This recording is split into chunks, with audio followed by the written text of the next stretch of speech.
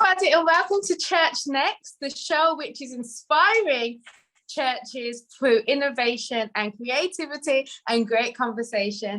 I am one of your hosts, Jade Richards, and I am joined with my co-host, Myron Pierce. Hey, Myron. Hey. Jennifer Benton. You guys, what's up?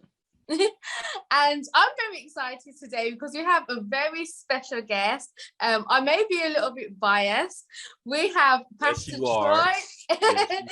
We have Pastor Troy Evans, mostly known as PE. So that's how I'm going to be referring to him for the rest of the conversation, just to save any confusion. So PE, who is husband to LaDawn Evans, father to many, including myself. He's the lead pastor of the Edge Urban Church, the co-owner of Hustle, Pray, Eat. He's the author of his book, The Edge of Redemption, which we'll be talking about a lot more later. He's also responsible for urban church planting for the Wesleyan Church for the Great Lakes region and everything else that you do, PE. Thank you so much for being here today with us. Yeah. It's actually so cool to have you here, PE, because you know 99% of my life, what I do, what I get up to. So now you can see what I do when I go missing every Thursday afternoon for an hour. Give me an air hug. Sorry, PE. I know you're not slacking off. So PE, let's start at the top because I know so much about you already, and we've listed a lot of things about you in your current life, but why don't you just take us back a little bit and speak about how you got here in the first place, and can you tell us about your life before Christ and how you got to the point of planting the Edge Urban Church? No, just take Myron life, and then that was mine. And we left it in the same place. You know what I'm saying? Wrong answer, sir. Oh, okay. I thought I was gonna be able to edit this. Yeah. So just raised in Michigan. You know, there's two largest cities in Michigan, Grand Rapids and Detroit. I was born in Grand Rapids, raised in Detroit. I always say I was born in Grand Rapids, became a man in Detroit, and so basically just got involved with in the city. And got involved with a lot of gang stuff and just drug selling and all that. I called a grand jury investigation. Cats were trying to offer me my first time ever getting caught. It was my first time doing something, but first time getting caught. You feel me? And I was facing 20 years in prison. And by God's grace, he knew better. I spent 18 months and just sitting in the county time. And then next thing I know, I shot out to a boot camp. And then they just told me basically, don't ever come back or we're going to hit you with all of it. And so then I spent another 6 months inside of a halfway house. And then by God's grace, I was able to get out. And then in that summer, 3 of my brothers were shot. And I got ticked off at the world and wanted to do great harm and to everybody. So it was best that I leave. So I ended up leaving, became a bodyguard for a cat, did more things that a 22-year-old should ever do in their life, and went crazy. Kind of honestly, just lost my mind. Ended up homeless, living in the back of a U-Haul truck. And the next thing I know, I got up, this big old bad gangster, I guess you would call it, got up and called his mama, and actually gave me a ride, a bus ticket from North Carolina, come back to Michigan, which I landed in Detroit with this girl who convinced me to go to church. There's a few things I didn't like. I didn't like white people. I didn't like church, and I definitely didn't like being with one woman. So it's all messed up. And she convinced me to go to this church, and it was all the above was there. This woman, white people, what I'm saying, in church. Wow. And all of what I thought was my racist views were challenged that day, because these people loved me for no reason. I didn't deserve jack. At the same time, God loved me, so I surrendered my life to Christ that day, and that girl surrendered her life to Christ that day. And 26 years later, in August, she is my wife, my baby girl, who I can't wait to go see. And since then, we decided to go, and I became an IT guy, owned a couple businesses or 7, and then everybody caught that. And told you we should just edit and use Myron stuff, man. We've been done 4 minutes ago. But like, yeah, we just and then now started doing some church planting. Thank you for sharing. Definitely. That is an interesting story. Because just looking at you and of course interacting with you, PE, which I've had the honor of doing before this broadcast, is like you just seem like you've been saved all your life. Just you know, in the church, grew up. When I do like this, it confuses you. See, right. Got baptized at 5 years old and just, blossomed into this beautiful flower that you are. So you never really think like, wow, like, okay, he got a story. Yeah. But it's beautiful because, as they say, it's almost like one of those kind of like roses do grow in concrete type of stories. Where it's just like, all right, God really can take you from the guttermost to the uttermost. And with that being said, talk to us more about the ministry that you're currently leading and tell us what's going on with you in regards to the Edge. Yeah, so I have a two-part life that has 5 or 6 things, and then I won't bore you with the 5 or 6 things, but I will tell you the two-pronged life that I live. The ministry that I get the opportunity to do is I pastor at the Edge Urban Church, which we started 13 years ago, which has been amazing with all of its bumps and bruises. And I just wish that there was a church for me, a young cat with some talents, but the church didn't have time for me, but the doughboy did. You feel me? The gang leader had a lot of time to teach me his doctrine, but the church, unfortunately, never had time to teach me their doctrine, the doctrine of love. Anyway, so I wish there was a church that was willing to receive me just like I was, more interested in me being a man of God than concerned about my pants sagging. And so I said, yo, what if we create a church like that? And we planted the Edge, which at the Edge would have been the Edge would have been my 3rd church we planted. So we planted that one, which the Edge's mission is to relevantly reach the hip hop culture for Christ, and without apologizing. The Edge, we don't preach about anything else, we don't do anything else but these 4 things, because the Edge is an acronym: evangelism, discipleship, spiritual growth, and holistic empowerment. That's what we do, that's what we live, and that's what we teach. And as a part of that, we have multiple things that we do. I'll just name a few of them just to kind of make it make sense. That our church service is literally 5 or 10% of what we do. We don't, you come to the Edge, it's not a well-polished church service. We ain't trying to do that. We take 90% of God's resources and put it in for the other 6 days of the week. That's just human resources and financial resources. There's one person, period, that's fully responsible for Sunday morning, and the rest of us are interested in the rest of the week. And so that's what we do. So what we did is that we actually listened to youth to see what it is they were there, to see what they're interested in doing, and so to hear what they're interested in doing.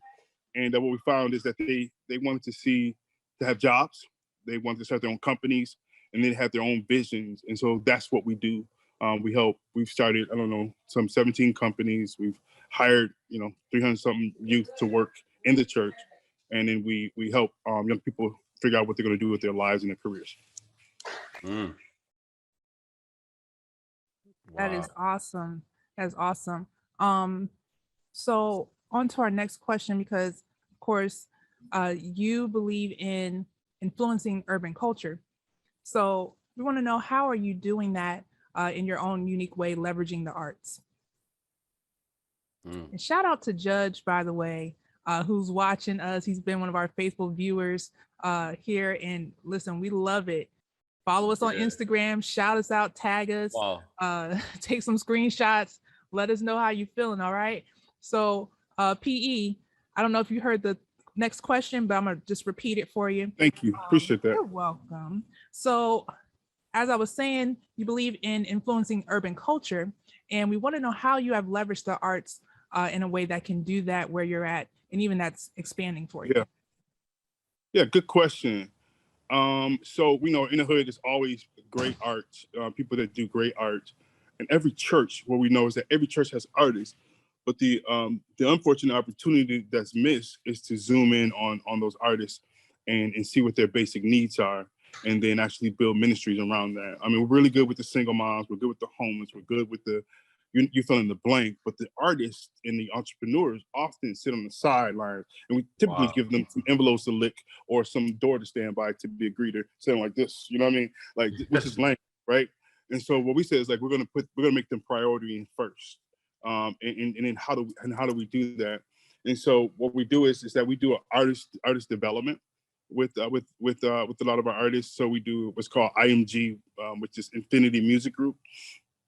And we take them through a very informal strategy that has 8 components to it. I won't get into them all because it'll just take up another hour and 13 minutes. We're gonna make a whole series over on that if you want it, sir. Please proceed. Yeah, I didn't want to say that because all he's gonna do is say, write a book about it, write a book about it, write a book about it. That's all he's gonna say, and then he's gonna send me a text right now. Like, why didn't you write a book about it? Why you didn't write a book about it? Why didn't you write a book? You should write a book about why didn't you write a book about it? I'm sorry. Myron's on the thing, so I can't help myself. Okay. I even forgot the question because I'm old. Myron is the book pusher, you guys, just so you know. He is, man. FYI. He is not exaggerating. Everything Myron, he's going to tell you to write a book about it. He runs my blood pressure up. Sorry, sir. You were talking about artist development. Yes, there we go. That's it. So I will touch on a couple. So one of the things is you're talking about artists, and we're talking about Christian artists. We believe that you don't have to be a Christian artist. It's your choice. But once you say, I'm sorry, I'm from that gang life, right? Right. You better not say you're a vice lord and you ain't. Go come and see you. Right. That's the way it is. And I'm just saying, like, right? You just can't say, if you are a Christian artist, be a Christian artist. If you're not, then be that and be Christian. That's fine. Right. Make some good music. But if you're a Christian artist, then you need to be held accountable for what it is that you say out your mouth and what you do and how you live off that stage. And so that's what we do. So we are literally have accountability groups. So what we do is we say, well, man, develop mission, vision, values for your ministry. We'll talk about Stephen later, but Stephen, every year, he sends me, before the year hits January 1, I get from him his mission, vision, values. And we make sure that it aligns, you know, and that from Stephen on down, we do that with our artists. We also jump into natural things like, you know, like, so do you know your target audience and identify your target audience? We'll do focus groups for our artists. They're based on who they say their target audience is. Get those people in one room and say, do they suck or are they great? And then tell them the truth about their artistry and then build them back up from there. Can you read a P&L statement? Do you know what the balance sheet is? Do you know what cash flow statement is? And these are artists that need to run their own businesses and they have no idea what those things are. And then who's going to teach them? I think the church should. Honestly. And so those are just 3 of the 8 components that we do. Man, you know what? There's such a large conversation happening in America about, you know, entrepreneurship in the church. And I believe, you know, there's been some pioneers on hip hop church and stuff like that. But I think the caveat to what you're specifically pioneering, that I think the church in America, which I'm serious, we're going to do a whole series on this, that the church in America is ripe for becoming a platform for artist development. I mean, I feel like I've heard the word hip hop church and things like that, but you are the very first pastor that I've heard say, like, we have a full-fledged process for artist development. And that's the very reason why we wanted to have this episode, because you're releasing artists and influencers and they are having an impact on culture. Yeah. Whereas in times past, we've been taught in the West to come out from among them. And yet this message that we want this audience, this Church Next audience to grab is not come out from among them. It's we are them. And we've been tasked with the responsibility of discipling them because they are the indigenous. And so I want to make that clear that, like, you guys have and are pioneering something that is unique and is needed. And, you know, sociologists say that by 2044, there will no longer be a majority in our nation. And what you are doing is positioning Edge Church, but yet the broader church, in a way that gives us tracks to run on, because every church has artists. Yeah, man. That are dying to create and dying like to shameless plug. I'm watching Bel Air right now. Oh yeah. And I forget the older girl's name, but she's like on this journey of creativity and artistry and trying to figure out who she is and do she do Thirsty Chef versus being true to who she is. And it reminds me of the process that you guys are like that you're taking artists through. And so, but I want to back it up a little bit and ask the hard question of like, what's been hard about that? Because you're pioneering something. You've learned a lot, and I heard you talk about it at the Hustle Pray Eat conference. We're gonna talk about it later, but like, what's been challenging about releasing influencers? Yeah, man. I'll go back to one thing you said is I believe, you know, when we come out among them, and y'all correct me if I'm inaccurate, but I think theologically, there has been that's when we invade the culture, the hip hop culture, then we can't be among them theologically. We can't align theologically. The theology that's behind the hip hop culture, we got to go back to BAM, African Bambaataa. That is 5% of teaching. Even what we say about a cipher, that is 5% of teachings. The knowledge lack component of hip hop is, you know, you have graffiti, breaking, you got MCing, you got DJing. The last one is knowledge. That knowledge is a theology, a doctrine. So that's what we're talking about. Sociologically, we need to fully engage and be among them. We need to socially engage them. We need to be among them, but not be them.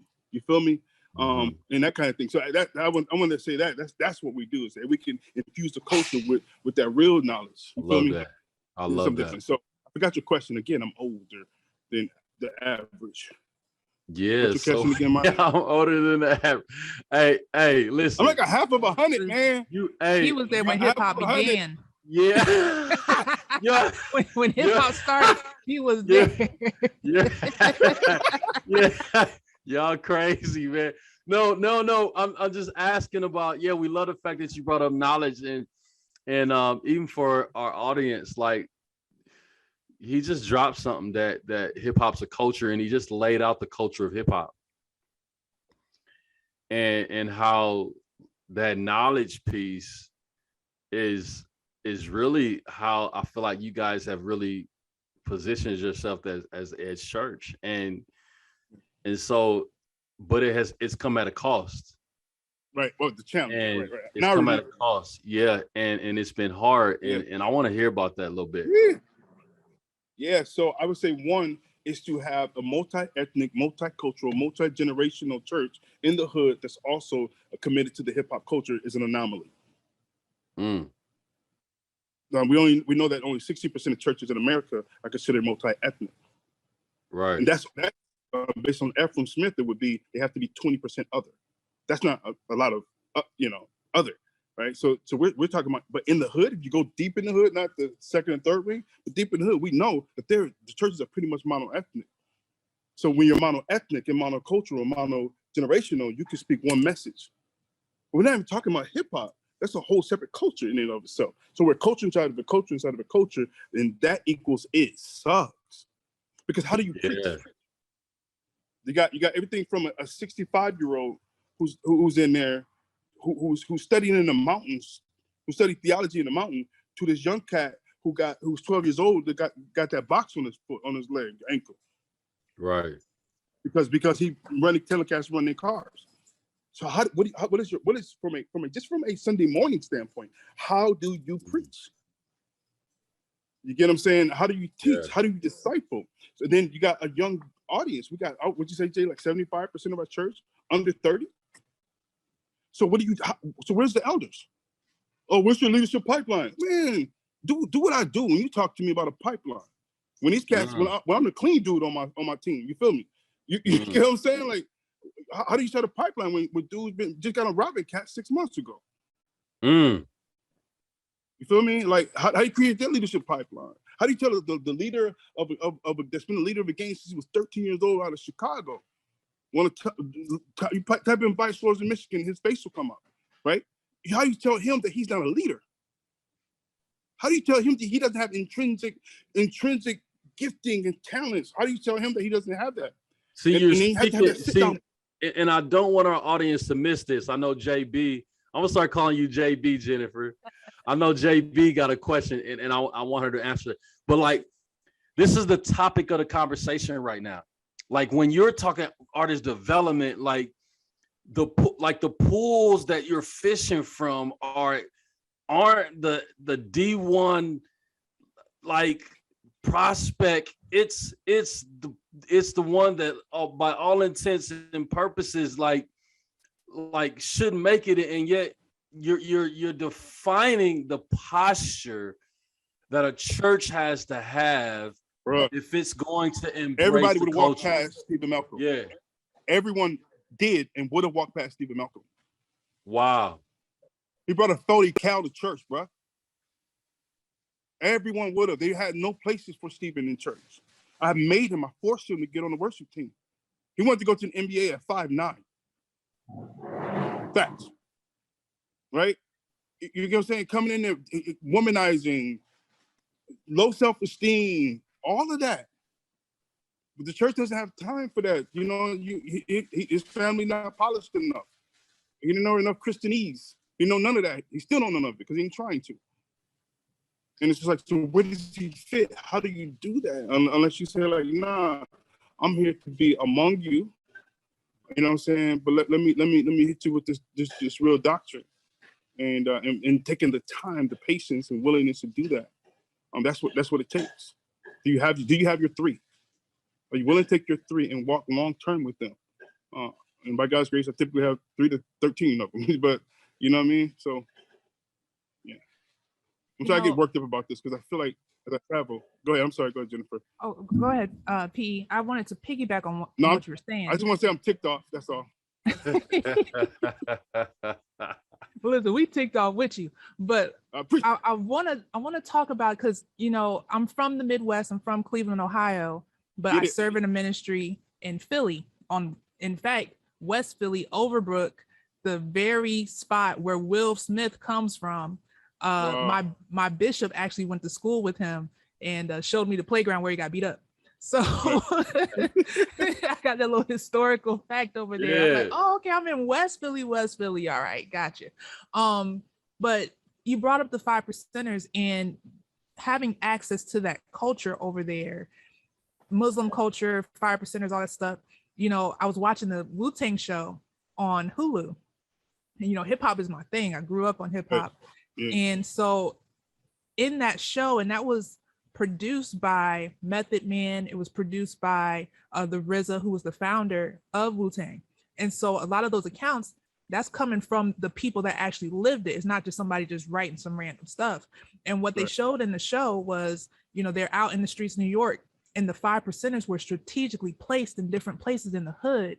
And they would ask these young men, what's today's mathematics? Right. And they would be like, I don't know. Like, what you ask? I don't do math.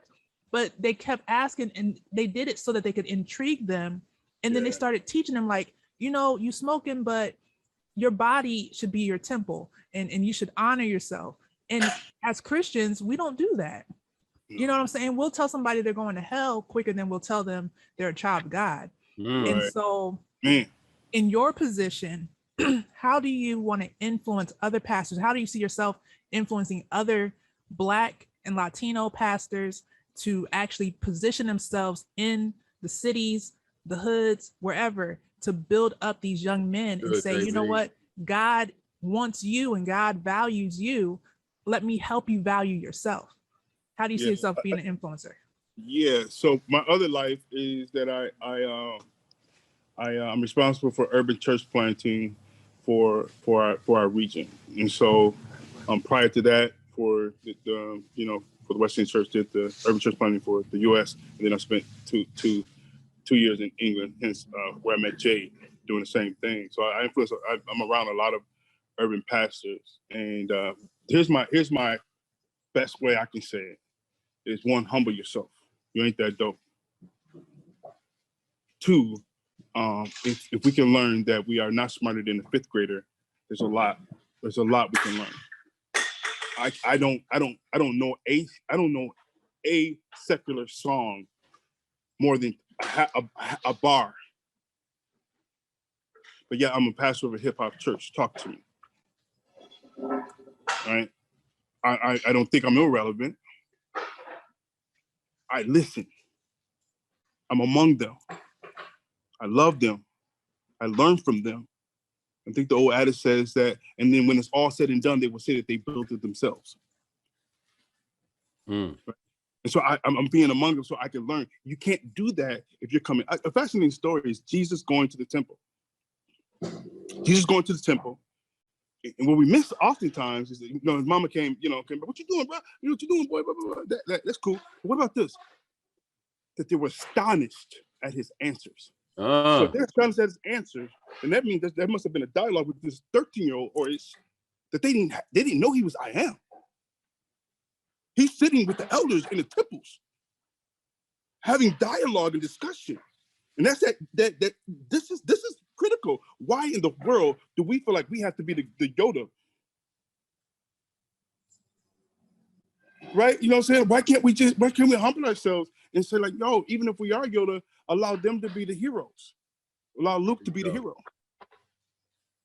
And listen to him and humble ourselves and listen to him. I think that is stopping so many pastors, so many ministries from advancing, because I am at the church. I'm not at the church.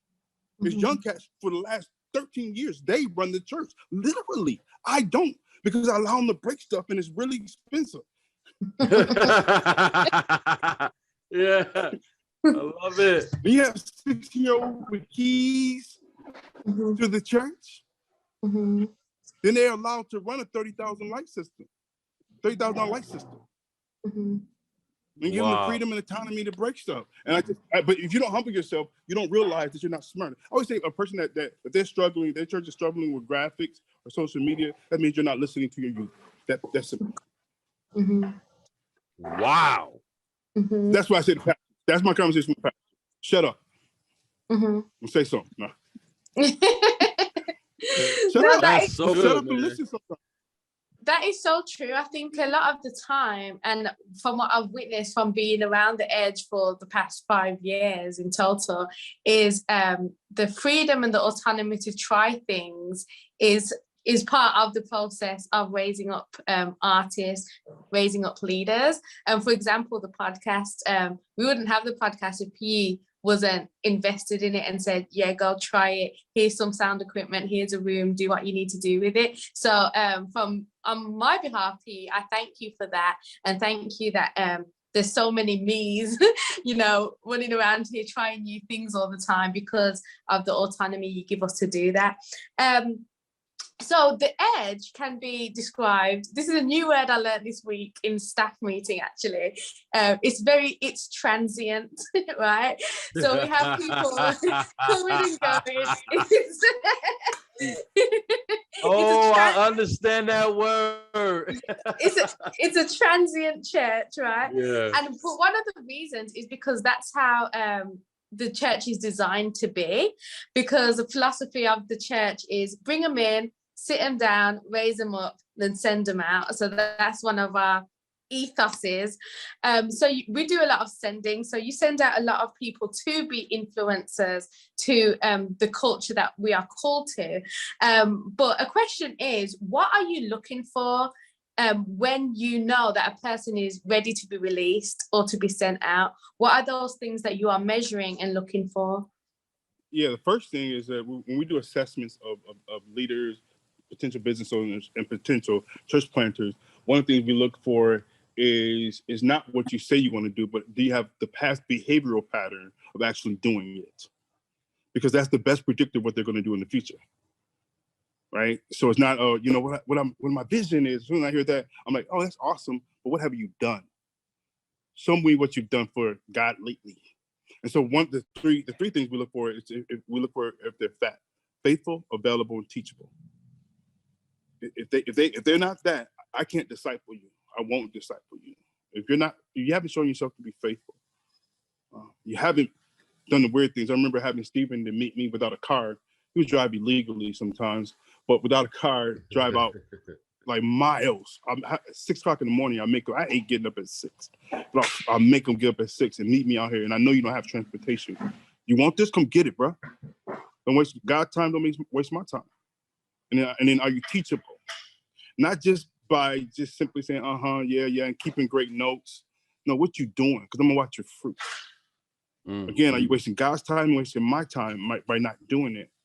We operate on a very strict structure, and a lot of times there's a trick to do is in the structure, but it's mission, objective, strategy, tactics. That's my brain. That's the way we work. And to do life planning based on mission, objective, strategy, tactics.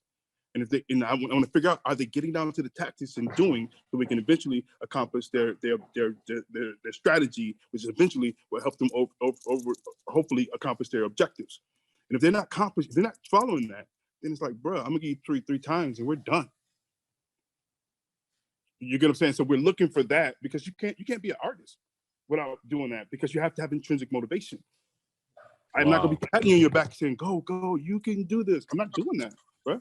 You got to get up and go. I'm gonna give you all the tools. My job is for the equipping of the saints, not baby feeding and mouth feeding the saints. I'm gonna give you a force. Oh, hold on, sir. Hold on. Red light. You are. Can you just? I need you within Jade's question to go. Sorry. Deeper. No. To go deeper into what you just said about equipping versus feeding. Yeah. Equipping versus feeding, because if I hear one more time that a church person say, I'm not getting fed, well, you ain't eating. It's that simple. You're a grown man. Right. Go eat. The job, the responsibility of the fivefold ministry, whatever you want to call it, is for the equipping of the saints for the work of ministry. That is, give you a knife, give you a fork. So whether it's teaching you systematic theology, or whether it's teaching you how to practically do practical ministry, which I prefer the latter, to do practical ministry, to take this big old Greek words and get it down to like, what are you doing? To actually doing it, to do that, and then helping them in putting lighter fluid on that, and say, do the work of the ministry. I'd rather you do your own Bible studies. We're in the information age. Let me equip you. Let me get you ready for war. Man, I'm just glad you're iterating on that, bro, because it's like, because you're pushing that as a leader, like, what that tells me is that the church you're part of is less centralized in terms of you being the man, because I versus take, I think of like Mike Tyson and Customato, right? Like Mike Tyson, you know, is this disadvantaged kid, and like Customato comes into his life not to save him, but to help him realize that he's the hero of his own story. Get it? And nobody ever really heard about who a Customato was. Jeez. Like nobody ever like, you wouldn't see his name on the sponsor package at the banquet for Mike Tyson's champion. No. Like, you know, and yet, bro, nobody would ever see your name like on a banner but yeah, there's this kid named Stephen Malcolm, or this amazing, beautiful leader named Jay Richardson, or like Kid Chocolate, or Mark the Bad Guy, or like I could keep going on and on. But I want our audience to know that's come at a cost. Like, you've decided to adopt a new metaphor for what it means to raise up leaders, and it's not feeding them, it's equipping them. It's equipment, and you lose, you burn the church. The church door is always open in that way, because what happens is, whether we're sending people, we're saying, man, we bless you as you're going, and or we be a part of you as you're going, but that is not sexy. That is not the church. That is not the church of today. The church is not looking for that. The church is, we have consumers with their white gloves on coming to church to say, how well can you entertain me? You know what I'm saying? And make sure that I'm getting my needs met. And what I'm gonna do is come on my white gloves and make sure your youth ministry and your kids ministry is good enough, that the sermon, and they're critiquing your sermons every week and sending you those stupid emails and doing all this, you know what I'm saying, doing all this crazy foolishness, where it's like, no, that's not what we're here for. So we empty that joint out literally about every 3 months. And if you're gonna be sitting down, you need to find somewhere to go. Yeah. And can I just ask a question here, PE, which is, I think it's a good time to talk about Hustle Pray Eat, because we've spoken about you sending people out from the edge and saying you're faithful, available, and teachable. You can do this.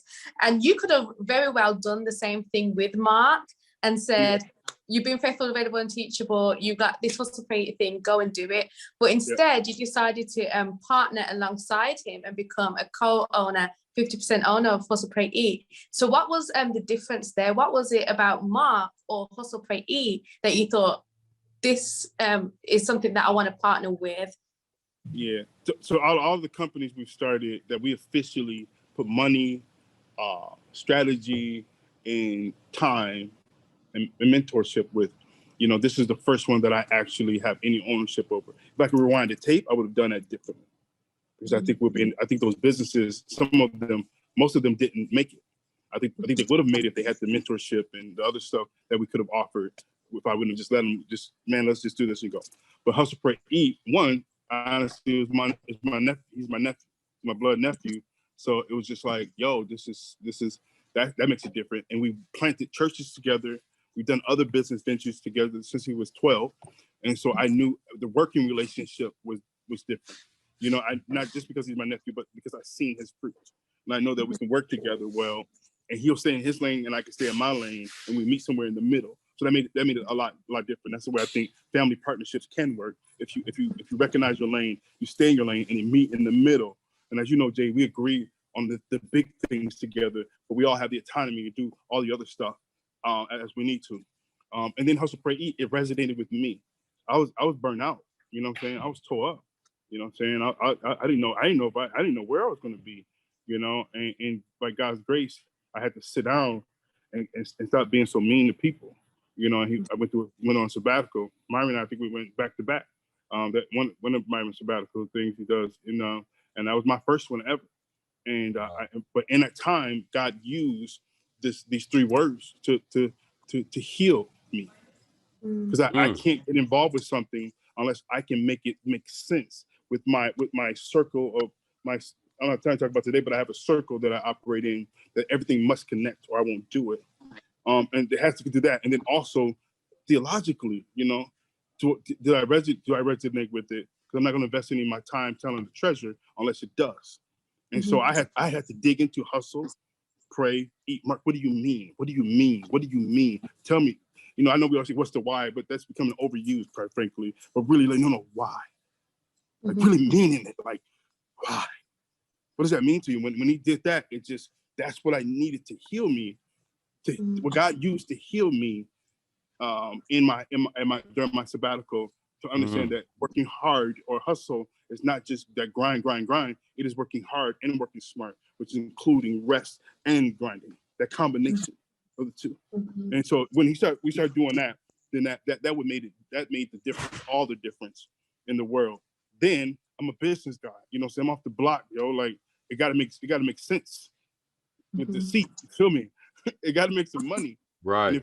And I seen it could be profitable. And so like, well, then that's worth me investing money in. And so that it was definitely, it wasn't all spiritual. It was definitely like, wait a minute, this thing will pop, make some money, and I'm gonna do the thing. I'm gonna go and start more businesses with it, somebody else's businesses with the money.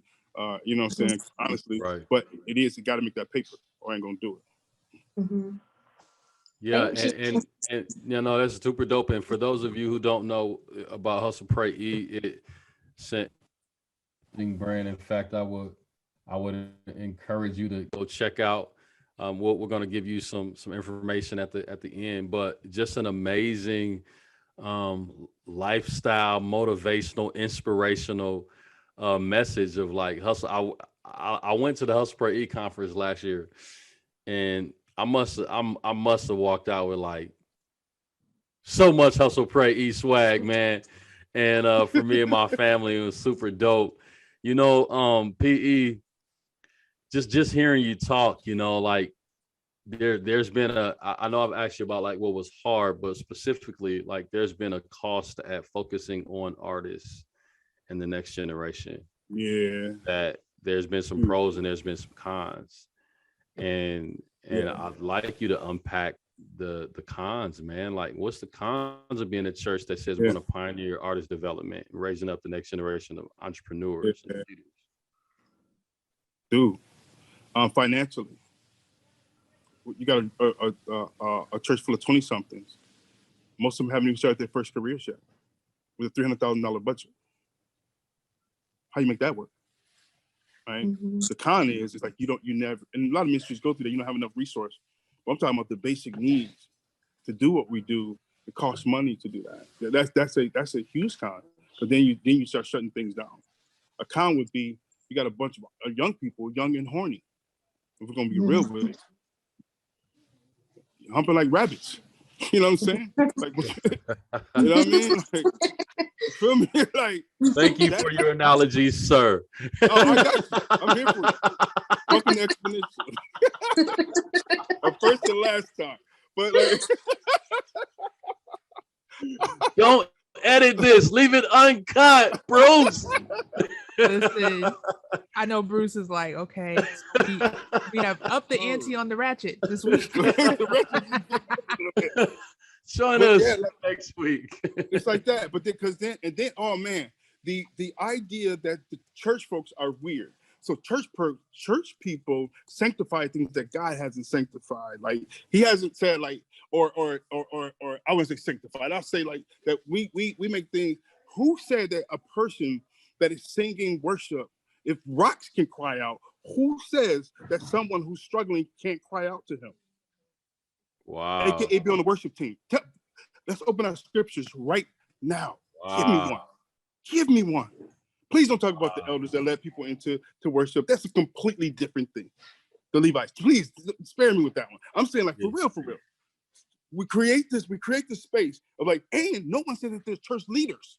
Whoever said that they're church leaders? So like, what about your leadership? And I heard he was smoking weed. I heard he was doing this and that. You forgot what we do. Right. There's nobody saying that about their youth leader.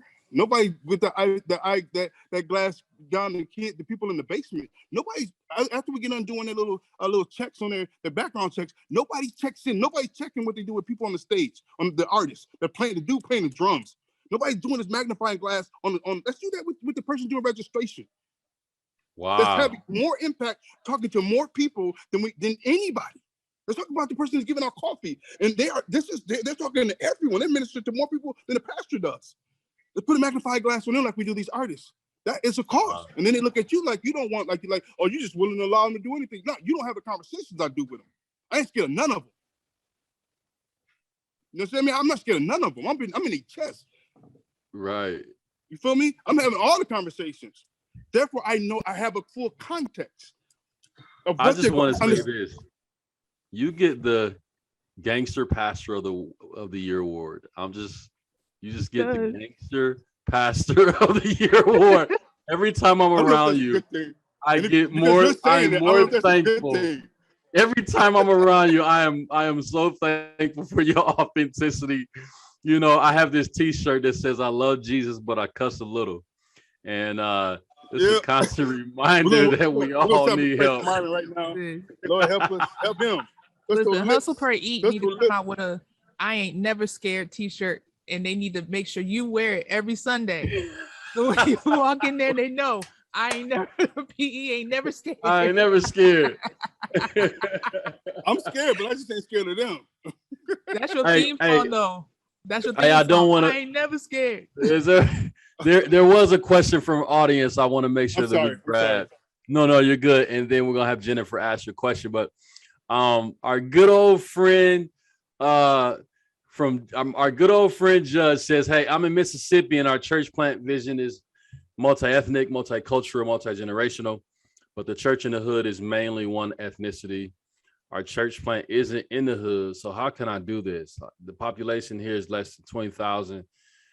He's basically saying, hey, he wants to be multi-ethnic, multicultural, multi-generational, but his church isn't in the context and where they want to plant possibly is mono-ethnic as well. And so, like, how you navigate that?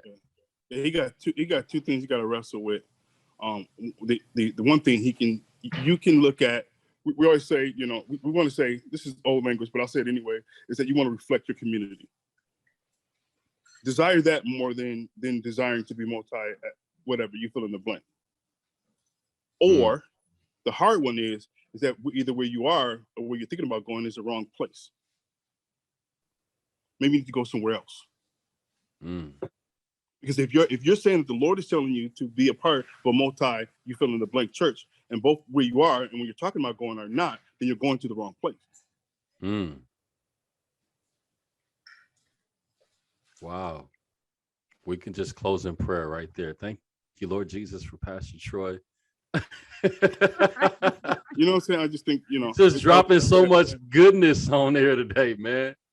He is. Yeah. And he's just like really straight to the point, which is what I love, because, you know, you cut out all the fluff that we hear on Sundays and, you know, all these other times we're in church. And I know you covered a lot, and actually you covered most of my questions. So I'm actually going to ask a different question in place of that. And I want to talk about, because you were talking about struggling leaders. And a lot of times what people do, especially in this culture, and I'm not going to mention any blogger names, but there are some quote unquote church bloggers that they make their living off of exposing struggling leaders. And so how do you teach your leaders to navigate their struggle while serving? And how do you approach the argument of, you know them by their fruit? How do you navigate that argument as well when people try to say, well, your leaders aren't totally saved or they're still struggling, so the fruit must not be right because they're still struggling? So how do you navigate that argument? Yeah, that's fair. I think a person that is I'm still looking for fat people, faithful, available, and teachable. So I am looking for incremental steps towards what the Bible would define, not what Christians would define. So I would ask the person to reconcile what you're saying in scriptures first. That's going to be your measurement rod of what fruit is. That takes time and you getting into the life of the individual. And unfortunately, that's the problem. It's like rolling the tape back, and don't make their sin be so disgusting that you can't sit down with them and find out what's their journey and their story, where they're coming from. Because somewhere on that measurement, it's like, where did they start from? And then did they grow this much? Even though they're not at your baseline, which is another problem, because you got your own moving baseline based on the foolishness that you're involved with, quite frankly. And it's like, this baseline, it's like they're moving. Where have they moved? And now if the person is running still and they're not making any movement, then we got to have a chop. We got to chop. And I'm asking them, like, why aren't you moving? Why aren't you growing? Healthy things will grow. With me and you will grow. I'm asking them more about their input than their outcome. So what are you putting inside? What are you doing? What are you doing to invest into your soul? And I'm gonna look at them. I'm going to discern what they do. And most people don't even have what, because people talk about make disciples, but most churches ain't teaching nobody how to make disciples. Because they haven't been discipled themselves, according to the research, to Barna and Navigator research, where 1 out of 5 Christians have ever been discipled. So they don't have a clue how to teach anyone how to disciple. So then it's easier just to stay on the thing like, oh, how are you still sticking along with him, and so on and so forth. But to answer directly about the leaders, I think we do have to have structures and systems, I hate to call it that, but where there's accountability, that's at a level where there's real conversation that's happening. Mm. You know, is there confirmation from another leader that this person is growing? Mm-hmm. So when I miss something, mm-hmm. is there community around them and that kind of thing? And we will ask a person, we have, Jade will attest to this, ask a person to sit down. It's not because of we're holding, it's a different perspective and different posture. It's not because we're trying to sanctify the church. We're trying to clean up the church. You know, God does that. He does the cleaning. We say, no. We need for you to get healthy. Mm-hmm. We need for you to get healthy. We don't want you to self-destruct or destroy anybody else. How well are you doing self-leadership before you can lead others? Mm-hmm. You get what I'm saying? Oh, yeah, anyway. Amen. And I think this is a good part to start talking more in depth about the artist, because of the nature of our church and the fact that we are a sending church that has produced national and some international artists. Not only is the leadership questioned about sin or whatever like that, but also choices that artists make in their careers as well are looked at even closer as well. So for example, Myron wanted to talk about this, about Stephen Malcolm recently doing a song and a video with Snoop Dogg and the backlash that some Christians had against that. So can you speak into that, PE? Like, what is your overall view on that situation? Yeah, I'll back it up. Anybody knows me knows I don't listen to secular music. I just feel like God is a lot more dope than those cats are, right? And people that are Christian artists and their performance and what they do on stage is 10 times better than most secular artists. That's just a fact. Just have watched both of them in depth. So I choose not to. But I do understand how an artist would choose to work with other artists, just like I would choose to use a plumber that's not Christian to work on God's house. Oh, that's good. Right. Wow. His temple. Right? I make the same decision. Are you good at it? Do you have the standards that's necessary? But what I am going to ask and do, I'm going to ask you not to smoke with him. I'm going to tell you, don't you sit there and curse with them, because now you minimize the authority that you have, the sanctification or being set apart that you have. You just killed it. Mm-hmm. Mm-hmm. If you're going to be among them, then don't be them. Mm-hmm. Right, and so we that's our big challenge. So with the Stephen, it's been just those things like, man, so what is your strategy? What's your plan? And really listening, like, what is your plan? And going and then really approaching it with a strategy of like, man, can you just be? You don't have to preach the gospel to a man, Snoop, who already knows that he's been on the search for God for years. Mm-hmm. He knows of the Lord. There's not much you're gonna tell him about the Lord, really. Mm-hmm. There's nothing new you're gonna tell him. But can you live something different? Mm. Can you preach the gospel always, but sometimes run your mouth? Mm-hmm. Wow. Amen. Right? When you're among them, not many Christian rappers are going to get that opportunity because they're probably too busy talking about Stephen getting the opportunity to actually get the opportunity. Just saying, right? Right. My number is 616-893-1275. Let's try. You remind me of Bob Goff. He gives out his number to anybody. I rarely do that. This is a hot situation, man. I'm sick of people running their mouth. It's like, man, get off of Facebook. Let's get face to face. Let's talk. Hit him, Stephen. Like he'll meet you. But let's dialogue about it and say, like, what was your reason behind it versus all these decisions that you can't reconcile in the Bible anywhere. They come up with these off-the-wall scriptures about the decision that's being made versus, like, you know what I'm saying? And I'm saying, call me. I'm his pastor. I'm his father. You know what I'm saying? Call me, and I'll talk to you about my perspective about it. I'll tell you as much as he allowed me to, tell you about our conversation that we had prior to, talked about the pros and cons, talked about the return on investment. I'll tell you as much as he allowed me to tell you. And that's a well-thought decision.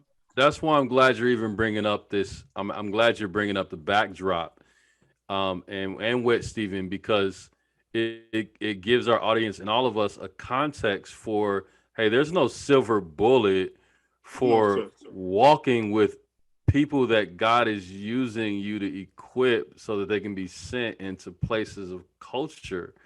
And that's what I want us to get out of that. It's like the track record, and then like the conversations that you've mentioned of like talking about like what does it mean to be among them versus with them, and like all of those are gems that I don't want our audience to miss that have been key to God favoring people that have come out of what God has raised y'all up for, man. Mm-hmm. And I think it's. I don't think people have a problem. As many people have a problem with Christianity. They just, y'all don't know the old term, but I just say that I change it a little bit. I just be like, well, they got a problem with weird Christians. We're really weird. We do a lot of weird stuff that we ourselves cannot say what is biblical and what's not. What are you saying, Jade? I'm sorry. Oh no, I was going to say quickly as well. I think it's also important for people to understand the nature of the edge as well, and the mission, which is to reach the hip hop culture for Christ, not to just entertain Christians that enjoy not hip at hop. all. Do you know what I mean? So we have to find a way to infiltrate the culture. And if anybody, a Snoop Dogg fan stumbles across Stephen Malcolm, they go and look up the rest of his music. It's all Christian. It's all about sharing the gospel. And Stephen reached 375 million streams. So you have to think about the bigger impact of what he's doing. You can't, put his career down to this 4-minute song that he has with a secular artist. It makes no sense. But just because we are getting ready to wrap up, P, what is, you speak to leaders and pastors all the time, but in this moment right now, what is one thing you want pastors and ministry leaders to know or to think about, or what should they be thinking about in this moment? A guy just got on preaching. I'm in Texas at a conference, and I think I'll steal what he said, and that is be with him. He emphasized that, and it was just like only thing that kept on popping him up. It's not. I emphasize going a lot. It doesn't say go with them. It doesn't say serve with them. It doesn't say. It says be with him. Up our presence with the Lord. Up our presence. I had to learn that the hard way throughout my sabbatical. And Jay knows I spent every morning with my wife that I'm in. I don't take appointments until after 10:30 because I need to be with him. I need to be with my lady, and so I can be with him. So then when I come across and I'm in the presence of people that are doing things that are questionable, things that I don't understand. Then I'm able to discern because I am washed with him. I'm not coming with my own biases. I'm coming with his perspective and his view. His view may be the same as yours, but we don't know when we're just coming with our own stuff. I would say just be with him. Amen. Well, listen, man. I don't know how 60 minutes go by so fast. I feel like I'm time traveling. Like seriously, this show is really all about impact, and if we impact correctly, then we believe churches will grow, will reproduce, will multiply. And I don't want you guys to miss out on things that are happening in all of our guest lives as we bring them on. And I want you guys to go and follow Hustle Pray Eat on Instagram at Hustle Pray Eat. You're going to get information on the conference that's coming up, the second annual conference, of which I'm going to be kicking it with my folks. Woo, woo. Come on over, JB. Come on over, JB. And then also a book launch. You're launching you're launching a new version of the book that God has done in and through you. And so follow Hustle Pray Eat. Yep, there you go right there. Bro, it's always a pleasure, man, when I get to listen to you, man, and hang out with you, man. Missing your face, man. I thought I was gonna see you here, but I'll see you soon. All good. Well, hey, Leadership Network. We're thankful that the Church Next show can come and be a blessing to you. Be sure to follow us on Instagram, Church Next NXT, Church Next Show. And until next time, we'll holla at y'all.